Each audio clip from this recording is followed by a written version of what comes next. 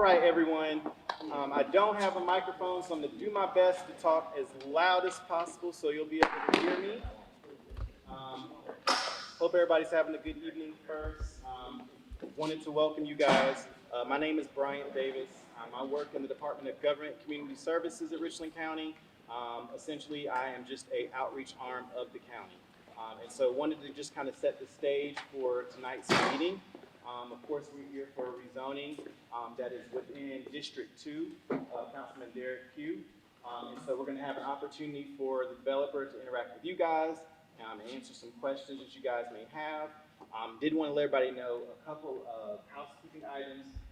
If you would, there is a sign-in sheet at the table there with the tablecloth. If you would please sign in, this is a way that we are able to track and know how many people we had at the meeting today. So if you would, please, that would be helpful. In addition, if you would like for us to stay in touch with you about different things coming up that are within your district, let me know as well, so I'll make sure that I can include you guys in the information. So this is very, very valuable to us. So please, if you have not, there's 2 additional sheets over there, and we'll be happy to let you fill out one of those. In addition, we do have a post-event survey. So a lot of times, you'll come to a meeting like this, you'll tell your council member, hey, this is what I think you should do, or this is what you should think about, and you're hoping that they can remember everything that each one of you guys said, which probably won't happen. A way that I'm able to do that for our council members is I compile all that information through what is on here. So vitally important for you, if you do have feedback for this, in addition to asking questions with the developer or Councilman Pugh, I ask you that you also fill out this form as well. You can leave those on the desk, or you can hand those to me. And this information will go directly to them. I compile it in a spreadsheet, nice graphs, everything for them to be able to see. But for them to be able to have the input compiled together for them when they get ready to make their decisions regarding the rezoning effort. We're all good there? As well, I'm going to turn it over to Councilman Pugh, who's going to give a couple of brief opening remarks as well. And then following Councilman Pugh, I'm going to give you the opportunity, sir, to introduce yourself and to go through what you have. What I do ask, so that we don't have a back and forth going, is I'm going to allow you the opportunity to go ahead and present on what you have initially. And then as we have questions, we'll try to filter through and make sure we ask questions. As well, I know sometimes you may have a part A, part B. If you could try to keep those brief so that we can make sure everybody here has an opportunity to ask a question that has a question, that would also be greatly appreciated. If for some reason you are itching and burning to ask a question while he is talking, please take your survey sheet out and write it down on there so you don't forget it. We definitely want to make sure that any questions that you guys have, you have the opportunity to ask those questions. All right? So with all due, I'll turn it over to Councilman Pugh, but also want to recognize Councilwoman Jesica Mackey from District 9, who is also here as well, because this property is adjacent to her district. All right. Thank you, Brian. Good evening, everyone. First of all, I want to thank everybody for coming out and taking time out your busy schedules to come and talk about growth in our community. This has been very, very important to me once I took office in 2020, that I made a vow to everyone that I would make sure that your voices have been heard. We know that the Northeast is growing tremendously and is growing fast, and it's important that we have the controlled growth that we need to make sure that diminish the quality of life. And so for me, the way that I want to make sure we conduct this is I want to make sure that everybody that wants to have their voice heard, have their voice heard.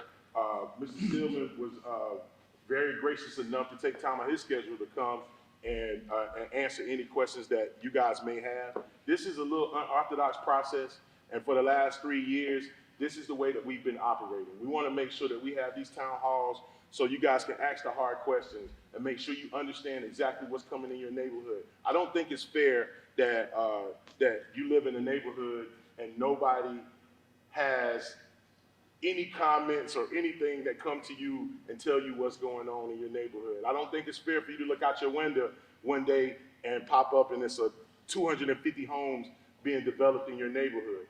I think everybody deserves to have their voices heard, and that's exactly why we're here this evening. I want to give my colleague Jesica Mackey an opportunity to speak, and again, I thank everybody for coming. Hey, good evening. Thank you all for coming out. I'm glad that we can be here this evening to answer any of your questions. I do agree with Councilmember Pugh, came in 2020 as well, and I think that educating residents on what's going on in Richland County is number one. There's a lot of things that happen, that developers do or landowners do. It's just simple education ahead of time can help answer those questions. So this is really a more proactive approach to reach out, educate the community on what's going on, allow you the opportunity to engage, have your questions answered, and then be informed about the next steps in the timeline and the process so that you're not having to wonder what happens. You'll know ahead of time and who you can reach to have questions answered even after you leave here tonight. So thank you all for taking your time to come, and we hope to see you more engaged for other projects, not just for developments, but on boards and commissions and other meetings that we have in the county. Please continue to be engaged.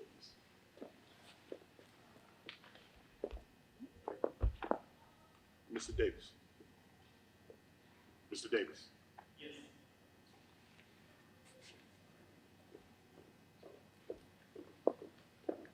Take it away.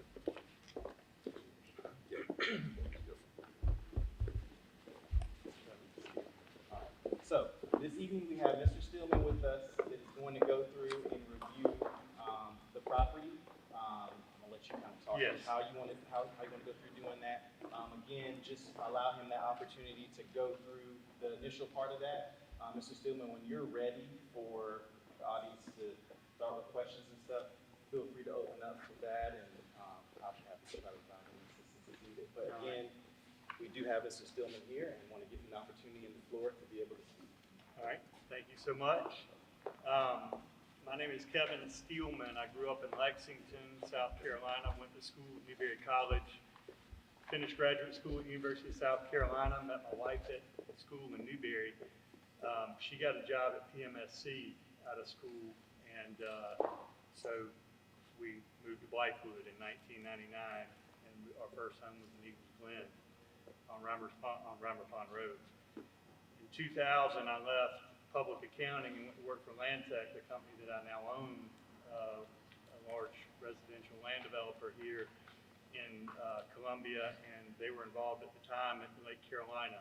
It just broken ground in 1998 or 1999. And so I joined the company in March of 2000, and in 2003 I moved into Lake Carolina in Harborside and have lived there ever since. Two kids, they both went through Blythewood schools. They graduated from Blythewood High School. Now one's at College of Charleston, one's at Clemson. So I've achieved a milestone there of getting them through school and out of the house. So that, very, very happy with that. So longtime member of Village Church on Reimer Pond Road, very invested in this Blythewood community, very proud to call Blythewood area home and have for 20 plus years. Our company is a residential developer. We don't build houses, we develop communities, neighborhoods, and we sell lots to home builders who then build homes and sell homes to families who need homes. And if Richland County continues to do its job, which it's been amazing to see some of the job growth that's occurred in Northeast Richland with the recent announcement of 1,800 new jobs right in front of Cobblestone. All those people need a place to live, and that's where our company comes in and developing neighborhoods. So the property we're here to talk about tonight is 91 acres. It's located on Kelly Mill Road at the corner of EJW and Kelly Mill. It's across the street from the YMCA in Lake Carolina and the Lake Carolina Middle School. The property is currently zoned rural in Richland, which a lot of the property in Richland County is zoned rural, and until you want to do something with it, and then you've got to go apply for a rezoning, which is what we did back in October. And after we contracted to purchase the property, we evaluated the surrounding area to figure out what zoning was what we thought was appropriate. If you look at the county's comprehensive plan, it calls for a medium density development, which a medium density development is about 3.5 units per acre. 3.6 to as many as almost 5 units per acre for medium density zoning. We would not plan to do anywhere near that, so we applied for RSE, which is a zoning designation that allows for 2.18 roughly units per acre. The rural zoning allows 1.32 units per acre. So as it's currently zoned, the property could be developed into approximately 120 homes, and then if the request we made were to be approved, then that would allow for 198 plus or minus homes. So there's a delta there of about 78 houses. LD zoning, which is what the contiguous property at Crick and Tree is, and the golf course, the former golf course now under development, and the original Crick and Tree neighborhood are both zoned LD. They would have allowed 3.63 units to the acre, which on this property would have been 330 units.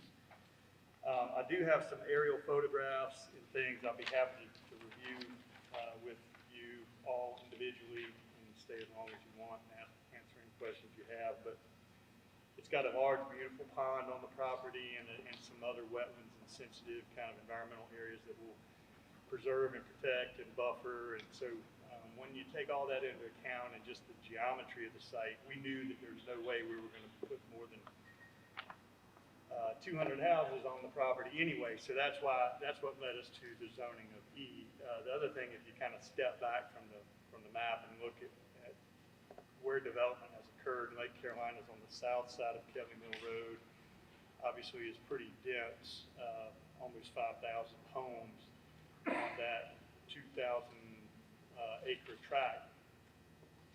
And north of Kelly Mill, and as you move east towards Kershaw County, it's generally a lower density, more rural.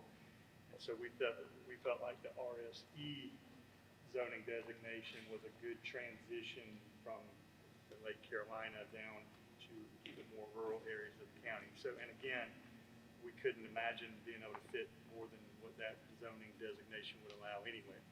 So that led us to our application. We did go to the Planning Commission in December.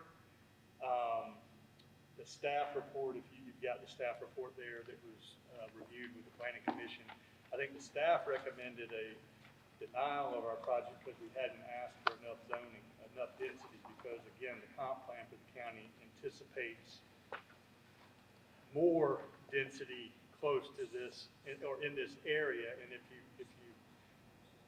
step back from it and just look at what's around, you've got the schools are there, water, sewer, you've got a 5-lane highway with hardscrabble road that the county's invested $100+ million in. So infrastructure is there. So a good planning would tell you that you should put density in this area. But again, we felt like for what we wanted to do, we didn't need anything more dense than E. And so that's what led us to our request. So we made basically the same case that I've just told you to the Planning Commission, and the Planning Commission agreed with us and has recommended approval to County Council. And we were originally scheduled, I think, to go next week to the public hearing, but that has been pushed back to March 28th. So our request will go in front of the County Council on March 28th. So some questions that I would expect you to have would be like, what's the timing? Like Mr. Pugh said, you're not going to wake up one morning with 200 houses next door to you. It is a long, long process to develop a community now. It's longer and harder than it has ever been. If we were to get the zoning approvals, March would be first reading. We would get third reading on April 18th, which is really then when we could really start working on design, because until then we can't really do a lot of the engineering and due diligence that we need to do. We'll get the zoning in April. We'll turn loose our engineers, and it will take us between April and December to get the project designed and permitted. So we can't do any development until that happens. And so we would expect that would happen by the end of December. We'd be able to start bidding our construction work in January of 24. Complete the first phase, which would probably be maybe 50 lots worth of development be able to deliver them to a home builder in October of '24. They then could start building houses shortly thereafter. So the first resident we're talking about moving in is in April 2025. So today we got one home on the property. We would add the second home in April of 2025, if all went according to plan. And then we developed the community on the corner of Hardscrabble and Reimer Pond, Autumn Pond. That community will be sold out at some point during 2023, 2024, and that is the home builder Eastwood Homes, who will complete that community and would be building in this community, and they would be the exclusive builder. So if you want to see what the homes are going to look like, they're there. They're right down the street. Eastwood would be the only builder. Their homes would be in the low 400s to the mid 500s. Exterior materials would be hardy plank, brick, stone, vinyl. I do have some pictures of the product that they're building right down the street now that they would just continue on this property, again, if we were to be successful. And then we would anticipate, based on what we've seen at Autumn Pond, 30 to maybe 40 houses in a year being built and sold. And so that would put a build-out life cycle of this project 2025 to 2031. So your 200th house would come online sometime in 2031, so 9 years from now. So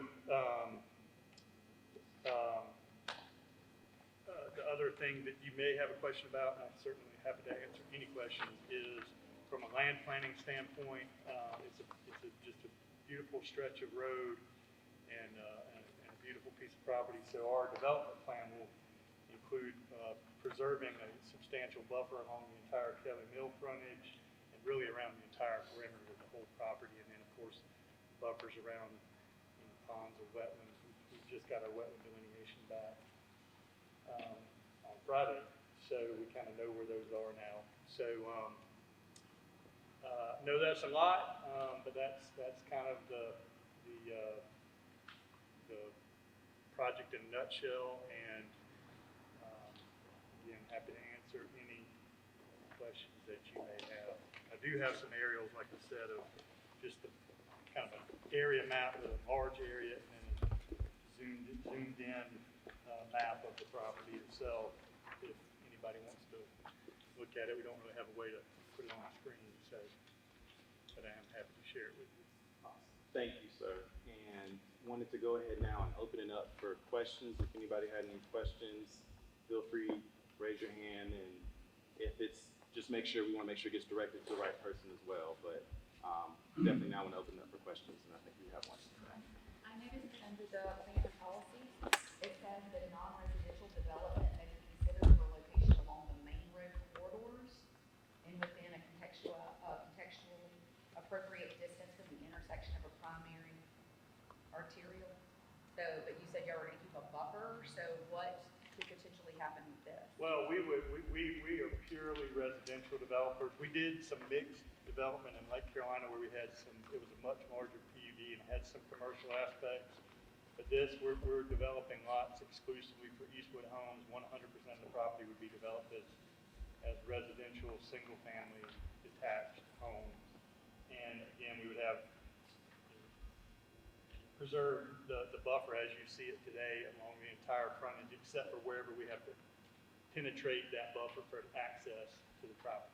Other than that, we would just preserve 25 to 35 feet worth of just whatever the vegetation is that's there now, and then we would, enhance it with some additional landscaping around wherever our entrances are. I believe we would just have one entrance on Kevin Mill Road along that entire frontage, and then we may have a second emergency egress onto EJW, but we're really kind of early in the design right now. So it's 21 to go, but I do have a second. Okay. The other thing I was looking at is under your traffic characteristics. Why did y'all use the numbers from Langford in your assessment when the neighborhood doesn't border Langford, it borders Kelly Mill, and it's much more heavily traveled than the numbers that you have here. So this isn't realistic at all. We'll probably double or triple this on Kelly Mill. Well, that report that you're looking at didn't come from us. That's the county planning staff that compiled that, and Gio's here, could probably address that. I think those numbers come from SCDOT, which maintains counts on pretty much all major arteries. You're correct. Those counts that we get those from the SCDOT, and we look at the closest count station that they have there. So some things could have changed over the period when they last did theirs, but that's where we get our numbers from. But I think the other thing that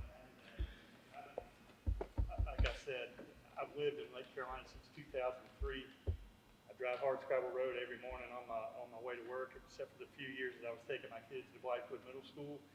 I just pray that one day that road gets finished, and I think that it will. But when it does, I think you'll see traffic patterns kind of change around there pretty significantly once you've got 5 lanes that can get you all the way to Farrow Road and on to 77. I don't know exactly how they'll change, but I think that'll be a pretty big development for our area.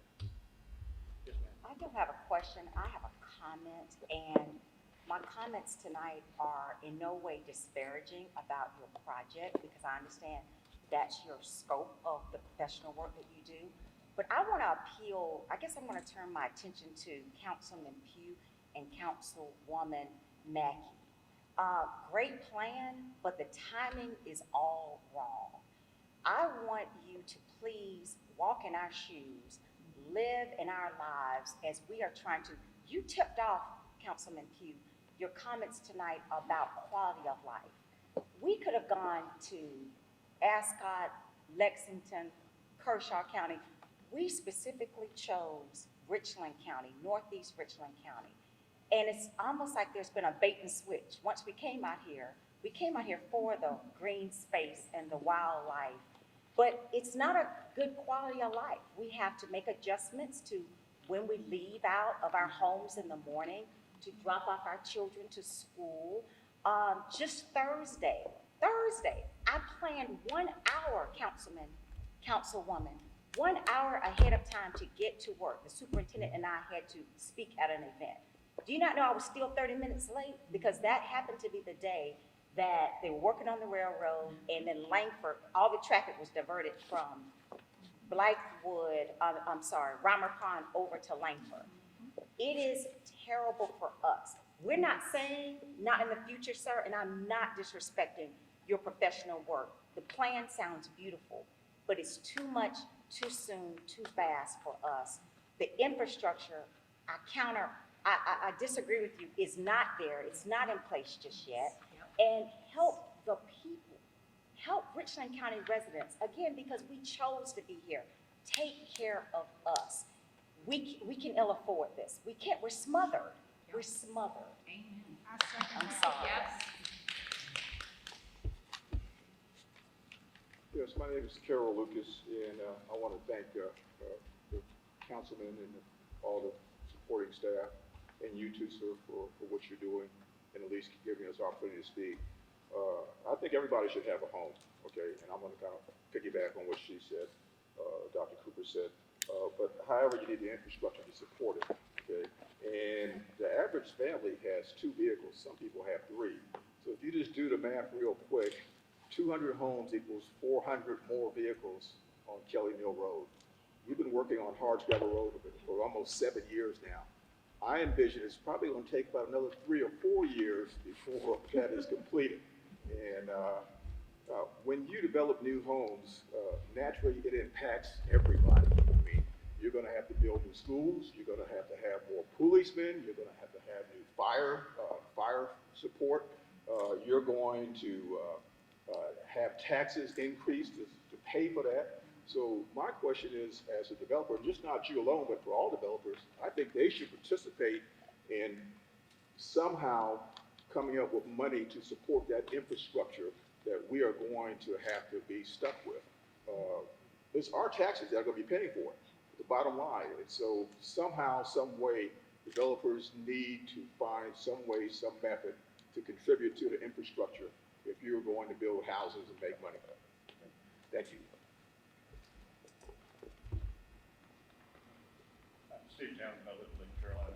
So depending on his estimates, there's probably be at least 500 or so vehicles additional in that area, probably another, that's going to probably increase the traffic on that road about 10%. What traffic control devices do you anticipate being put in on Kelly Mill Road to prevent accidents or injuries, especially with these three schools right there and the entrance into Lake Carolina right there? Well, the SCDOT, that's their road, they dictate what improvements go in whenever you install a new access. So depending on, there'll be a traffic study that's conducted and submitted to DOT, and there'll either be a left turn lane into the neighborhood or not, depending on what traffic counts, say. I think again, I've lived there since 1999. And I can live anywhere I want to, and I've stayed right there, and I've developed all around it. And I think the DOT ultimately would tell you, and I think Richmond County would tell you, that Reimer Pond isn't near its capacity, that of cars that it is capable of carrying. It is nowhere near its capacity. And Hardscrabble Road will be nowhere near its capacity when it's finished. So what you have is an AM peak and a PM peak hour that, there's congestion and intersections where you experience delays, but other than the AM peak hour and the PM peak hour, all other hours, it's way, way below the volume of traffic it can carry. So again, DOT is going to ultimately mandate or dictate what improvements are made, but there's going to be a signalized intersection at Kelly Mill and Hardscrabble. You're going to have 5 lanes at our neighborhood. They'll either be, like I say, either a turn lane in and out or not. It'll just depend on what the traffic study says. If I can follow up, and what other studies have you done or planning have you done as far as the other infrastructures into the area, as far as not just roads, there's power, sewer, water? If you just speak to the development, even fiber optics, you can speak to the studies that you've done as far as absorbing this extra capacity in our area. Right. Well, the sewers, common utilities, when we built Lake Carolina, we invested heavily in their plant, and they've got way sufficient capacity for all the anticipated development in this northeast Richmond County and on into Kershaw County. So from a sewer standpoint, there's plenty of capacity. The City of Columbia is delivering a 48-inch water line as we speak down Reimer Pond Road to backfeed Lake Carolina and backfeed Hardscrabble Road and ultimately around to Wood Creek Farms. So water and sewer, there's plenty of natural gas, Dominion Energy. Again, we worked with them, and Lake Carolina started to bring a substantial gas pipeline out there, so natural gas is there, electricity, Dominion.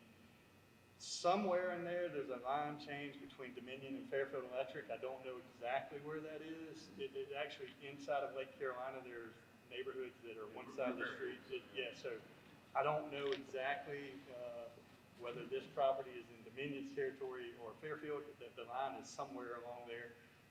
Either way, both of them have plenty of capacity to serve it with electricity, and then fiber optics and broadband, et cetera. It's all available, again, in part because of Lake Carolina. Yes, sir. Is the planning commission now in approval of your zoning request? Because this paper kind of reads like they were. Yeah, so what you're looking at is the staff report. And so the staff, the way the process flows is we make an application and it goes to the staff. The staff analyzes it and compares it to the comprehensive plan and all the other metrics that they have. It's very in-depth review that staff conducts, and then they make a presentation to the planning commission of what they would recommend the planning commission, how they recommend the planning commission act. Planning commission takes that along with any testimony we give and any other public people that come and speak, and they evaluate it based on their own criteria, and then they make a decision, and their decision is not binding on anybody. They're a recommending body, so they then recommend to council. So staff recommended planning commission denial. Planning commission has now recommended to council approval, and so then now that's why these guys make the big bucks. They get to vote when it comes to them. And so they'll ultimately make the decision, but they're not bound by whatever decision the planning commission had or didn't. No, I understand. So one comment I do have is, first of all, I want to commend you for seeking a zoning that's less dense than what staff wants. The last thing we need in the Blythewood area, the northeast area, is zoning with density of 3 to 5 houses per acre. It's killing us. The traffic, as you mentioned, is killing us. So I commend you for that. The next question I have for you, you mentioned it, what percent of the property would you expect to be green space? I mean, have you kind of worked that out yet? That's somewhat of a tough question. I think the property itself is 91 acres. The pond that's on it is probably 10. So or call it 9. There's 10% is just in the pond, and then when you add the buffers and things, I would guess probably 20 to 25% ultimately doesn't. It just gets left in the condition it's in now, and protected, deeded to our HOA, and then preserved in that condition, till the end of time. And again, when we look at a property, we try to not look at how much zoning can we get, and then just try to develop under that. We just look at, okay, what do we think we really need? What do we think we really are going to do here? And then what's the least intensive zoning we can get that allows us to do that? And again, I think, I totally understand why we all live in Northeast Richmond County, because like I say, I've been here. My friends always wonder when I moved from Lexington to Blythewood, why would you do that? I'm like, well, have you ever lived in Blythewood? Because it's a nice place. So we all have those choices to make, but we've got jobs that are coming in. We've got the county that's made a massive investment in infrastructure. The city's making a large investment in infrastructure for water.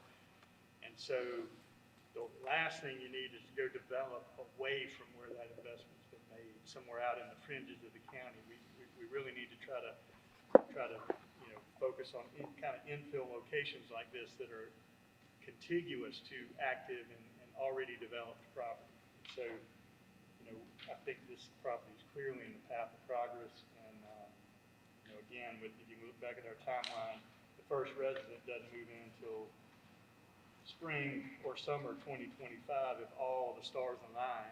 And then we're talking about 7 years absorption of the 200 houses. So, I think the infrastructure can certainly keep up with that.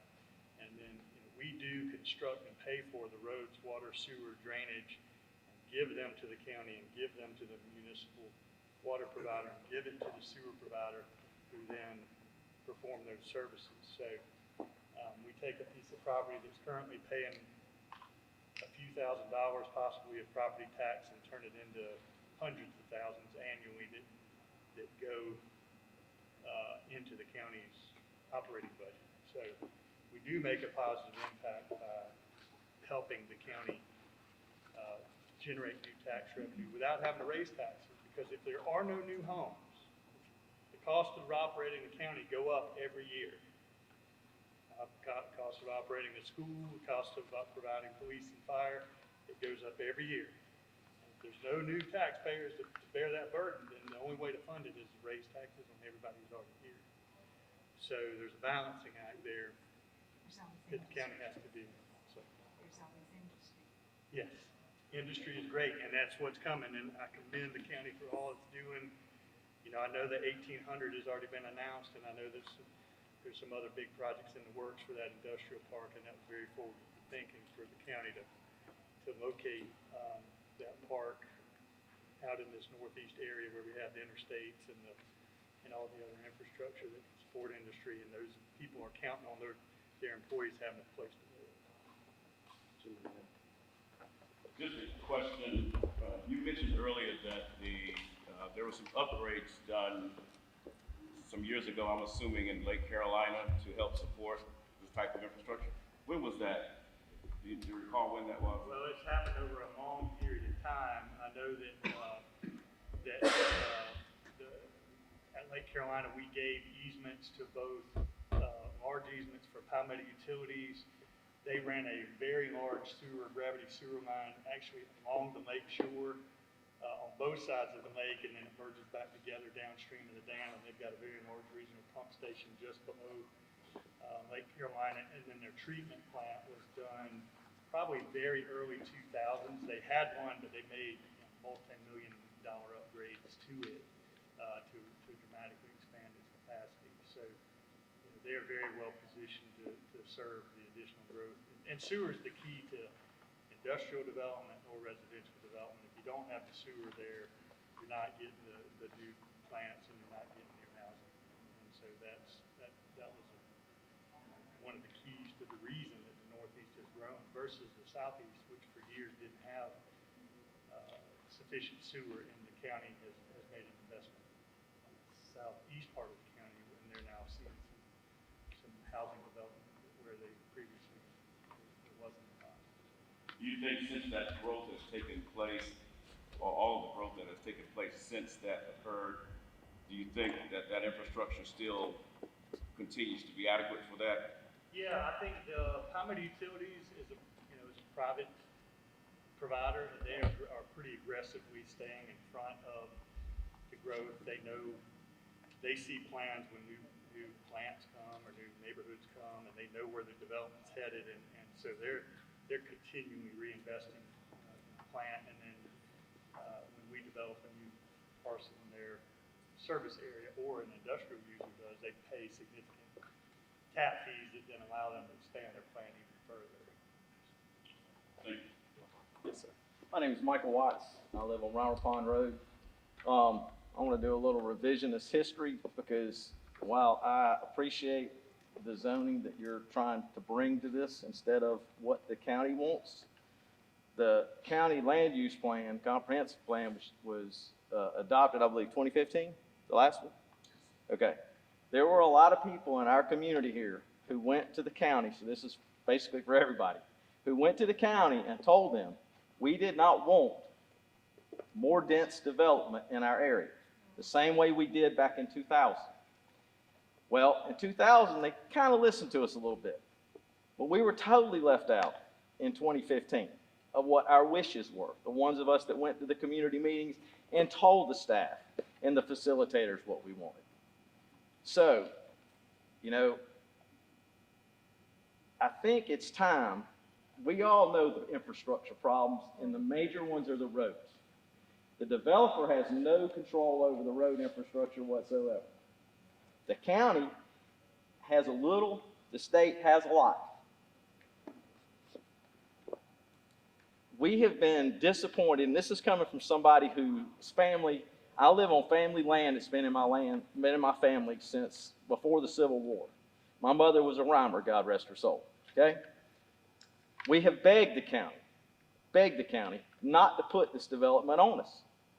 But the county, in the past, has continued to bring that development forward. At one point, back in 2015, the prior plan, the development was not to go north of Round Pond Road. It was supposed to stay rural. We've blown past that, okay? And it's time that we have a true say-so. And I appreciate Councilman Pugh and the new council members who have gone out on the limb against the powerful interest of the developers in the real estate industry to say no to projects. We have plenty of lots available, already planned and approved by the county for these 1,800 workers that are coming for these jobs to go to. So, in my mind, it's time to just say, just stop. Just stop for a little while. Get together with the people who pay the taxes. And the argument that development, if we don't have development, we're going to have lower taxes. It's real easy to do math. If I got 100 acres and I got one house on it, the county's not getting a lot of tax revenue.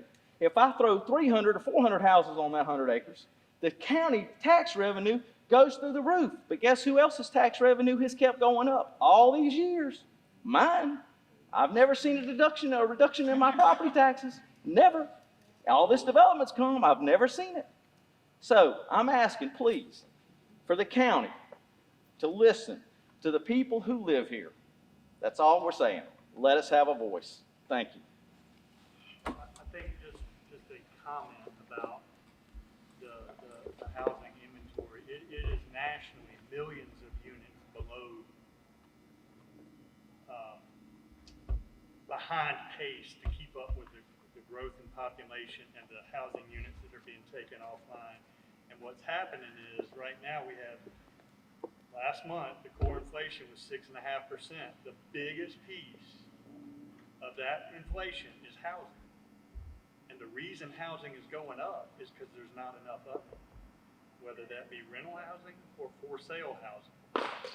Our MLS historically has 6 months of unsold inventory at any point in time. Today it has less than 2.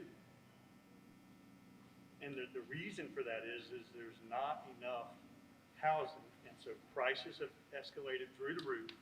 If you've paid attention at all, you've seen that all the people moving in after you paid a lot more than you paid for your house, and values have gone through the roof because there's not enough inventory. Simple supply and demand. Rents have skyrocketed, and if we want to have affordable housing for the 1,800 people that are going to get a job at Blythewood Road, we've got to be able to come off of some zoning and allow housing to be built responsibly and not overbuilt. And so that's what I think we're here to try to do, is seek a density that is appropriate for the area that the property is within, and provide a need that our community has, and that is to have housing that is affordable for people who live and work in this area. So that's our mission. So. Yeah, she's what school are these houses zoned for? The school lines are all over the place. I would have to assume that the elementary and middle are directly across the street. They would be zoned there, and then I would assume probably high school wise it would be zoned for Blythewood. I know my kids in Lake Carolina, I think, could choose Blythewood or Ridgeview, but I'm not, I don't know. Maybe we lived in one part of Lake Carolina. Okay, I know we went to Blythewood. Okay, so you know. So this land is owned for Blythewood High School. So if I can comment on that, because I actually don't live in the neighborhood. We lived in Lake Carolina and we moved to Long Creek to get a little more space. But we choice to go to LCE, which is an amazing school. And I think that if anybody's, been paying attention to the school board, and since I have 3 kids there, I'm very invested in that. Our district as a whole, we have teacher shortages all across the district. And, my kids, there's no subs, there's a bus driver shortage, teachers leave and they don't have a teacher to fill the space, and so they get sprinkled and they, split the class, and four kids go here and 4 kids go here.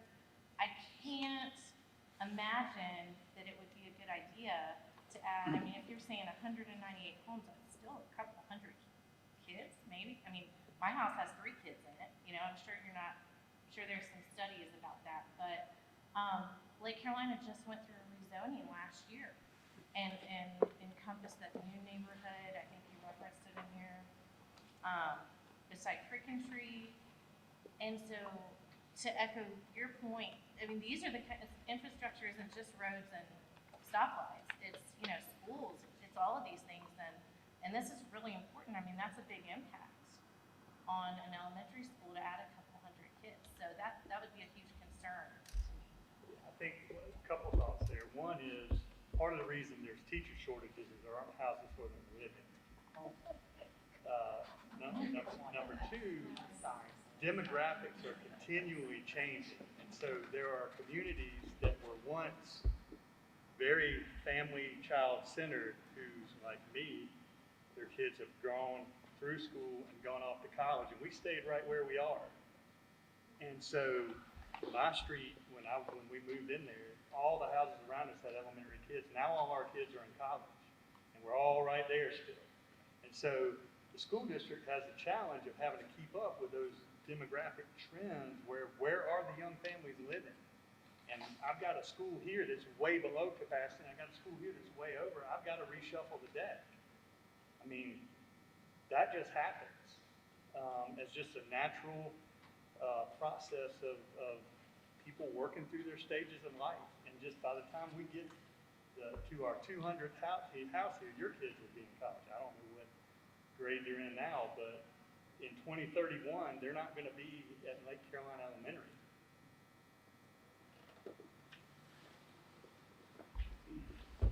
This is a comment for the council members. First off, let me say thank you, and thank you for being here. Even if we don't agree with you, thank you. We appreciate your time, and that you're here to answer our questions. For Richland County, I don't understand why y'all have not adopted the same thing that Lexington County has, where they look at the infrastructure, the roads, the schools, everything, and determine if those services are there. If they're not, they deny building permits and they stop building. Now, I understand what you're saying, sir, but I respectfully disagree. All the subdivisions that are still building around Spears Creek Church Road, they're still building in Lake Carolina. You cannot make me believe that y'all's neighborhood has to be built to accommodate those people. We also know that with the trend with the housing market, it's about to tank. We're about to go into a recession. We're gonna see a lot of foreclosures, and having a subdivision, a new subdivision there, that also has the possibility if those houses don't sell, other things like that come into play, that affects all of our property value around too. You know, so I don't understand why, for council, why y'all have not adopted the same thing that Lexington County has, because we should not be building subdivisions and bringing in a population that is quickly outgrowing our road structures, our schools, and, you know, all of our infrastructure. Because you said they would build a turn lane into the neighborhood, but then we're hearing that that's a DOT. Well, y'all are already saying, look at hardscrabble. That was supposed to have been finished, what, 3 years ago. We know it's not gonna be finished for 3 years. So you're saying, oh, we're gonna have these lanes on Kelly Mill to turn in and out of the neighborhood. Who's gonna build it? And then how do we know that DOT's gonna do that? How do we know when it's gonna fall in their line to pay for it? You know, all of these are unknown variables, and yet it all still comes back to, we still have a huge problem. The infrastructure is not there. Well, DOT on a turn lane for like our neighborhood, we would pay for that. We would build it within the DOT's right of way, but they would require us to repave 1,000 feet in both directions and add additional width of asphalt and restripe the road, and all that's paid for by us. If you look at all the turn lanes in front of Lake Carolina, we paid for that. And it wasn't the DOT. And now the county's coming along and turning, where we had turn lanes, they're turning it into 5 lanes. So, And it still doesn't accommodate the traffic in and out of the neighborhood. well, I've lived there 19 years, so I go in and out of it every morning and every night, so. And then maybe it's the time that you travel, but I'm with, this lady and this gentleman here. I know what you're saying about that, they're saying that the road can accommodate that, but that's a daily average. That's not the peak times. Because if you look at the peak times, we're sitting in traffic on Kelly Mill Road or hardscrabble for 30+ minutes for 2 to 3 miles and not getting anywhere. And there's no other way in or out. Counties, I think, addressing hardscrabble road with penny tax. It's a project that will be finished soon, we hope. Hi, thank you. I'm Elisa Townsend. I do live in Lake Carolina. My concern, is that the infrastructure is just not there at this point.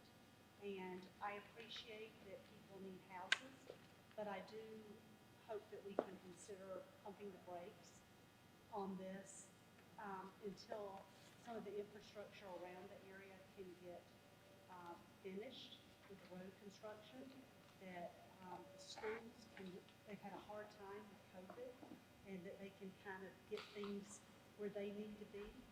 We've got some great teachers, and they've got to kind of shore things up. And I think we need to support them. And I think we've got some good people, that are really working hard. And I'm not saying that the project can't go forward, but I think we need to take a moment and kind of slow things down a little bit and let things get, get some of the infrastructure in place and get some things together. from the school, from the roads, from other things. All right, y'all, we can take about a handful of more questions. We're gonna ask, what some to do is just stick around for a couple minutes if anybody else has any direct questions that they want to ask. But does anybody else have any questions that are really burning at you that you want to ask before we close? Yes. Do you have plans for clear cutting of the property? That is a very sensitive issue for Northeast residents, Blythewood residents. Again, we really advocate for green space and the preservation of green space, and it has disheartened us to see how developers have come in and just totally clear cut acres and acres and acres of land. The next thing is to the council representatives. Someone mentioned it about the impact fees. I think it was Mr. Lucas. Please, please, please consider that of the gross revenue of the projects, assessing a 7% to 10% possible indirect costs as an impact fee back. Because again, once these developers, now he's local, but once they get on their planes, because a lot of them don't even live in the county or in the state, they get on their planes and they fly back, we are left with the residuals. And we haven't even spoken about first responders and what that's doing to Sheriff Lott, to our fire, to our emergency ambulatory divisions and the work that they're doing. When I was stuck in that traffic on that day, I was praying that no one went into any type of health crisis, because I don't know how they would have gotten around to save someone's life. The last thing to the council representatives, are there any credits available for many of these homes that could be ideal for refurbishing or renovating? Does the county have any type of plans in place or programs so that instead of building all these new structures, maybe you incentivize some of these developers that, hey, we're not gonna go in and clear cut land, but let's try to refurbish and beautify and enhance some of these neighborhoods where there is blight.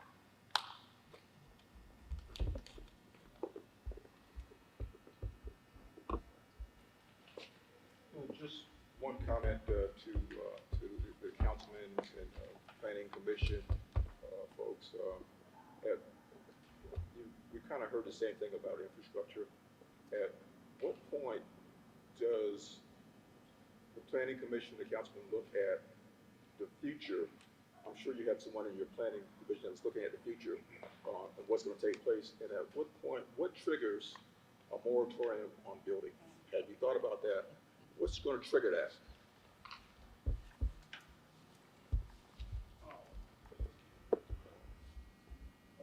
The first part is we talk about looking at the future. I can't remember who referenced. I'm sorry. You just referenced that comprehensive plan. It's something that we look at every 5 years. We're required to kind of review it, just see, look at the stance of it. But every 10 years, we're to update it. We're coming upon that 10-year mark in which we will be updating it. So from a staff, we actually started looking into later this year, definitely beginning of next year, to start working on our comprehensive plan, which helps guide growth in the county. One of the things that we were talking about as a staff are doing, because I hear a lot of, this is what staff wants, this is what staff is recommending. What staff does is we look at the comprehensive plan and we essentially just identify what those guidelines are. So it's not a staff. I'm not personally telling you, recommending the council or planning commission what development should or shouldn't occur in the area. I'm just really just saying comprehensive, according to the comprehensive plan, this is either in compliance with or it's not. But as far as going to a moratorium, that would be more of an action of council to decide if that's something that they would like to do. Even as a staff, we would need to identify certain measures in which we would even make a recommendation. But all actions that would take to have that come to fruition would have to come from council.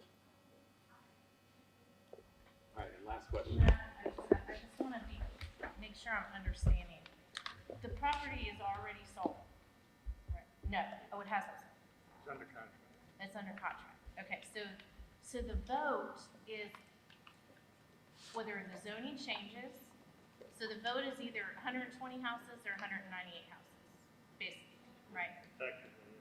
Right, so that's the, it's going to be a neighborhood and it's going to be homes, it's just how many? We certainly would have to evaluate it at 120, 198, we know the math works on the price to Okay, purchase it and to make all the improvements that we gotta make and extend sewer and build turn lanes and do all the things we gotta do. The higher density makes that more economical, and just economically feasible. okay, But, you know, we haven't determined exactly what gotcha. the Okay, outcome would be if the zoning was not approved. All right, y'all. So this does not mean that if you do have a question, you still can't come up and ask that question before we wrap up. I first want to thank all of you for coming out tonight, sharing your thoughts with us. This is what community engagement is supposed to be about. But I'm going to ask you again, a big important part of that is to please make sure that you fill out that post-event survey. If you don't have one, they're on the desk there. That is information that I will be distributing to our council members, as well as the information that you have shared with them as well. So again, we'll be up here. Our council members are here again as well. We want to thank you guys again for coming out, and be tuned for any future updates, meetings that we'll have. And I just want to echo the same sentiments as Mr. Davis here. Thank you guys for coming out. This is not your last opportunity to have your voices heard. So if there's anybody in your community that you think would have, whether it's negative or positive, they would still have an opportunity to come and speak, because we're going to have a public hearing about this. And so this is just our way of having a one-on-one interaction with the developer so we can get those hard questions asked. And it's important, again, I want to keep echoing the same thing. It's important for me to make sure that your voices are heard. At the end of the day, I work for you guys. And so it's important for me to make sure that the quality of life is sustained where you live at, because it makes for productive work wherever we are. And I just can't even say it enough. It's very, very important to me. So I look forward to seeing you guys on the 28th. The more the merrier. If you know anybody that couldn't make it this evening, please invite them. Tell them to come out and have their voices heard at 2020 Hampton Street on March the 28th. Thank you so much. Thank you. Thank you.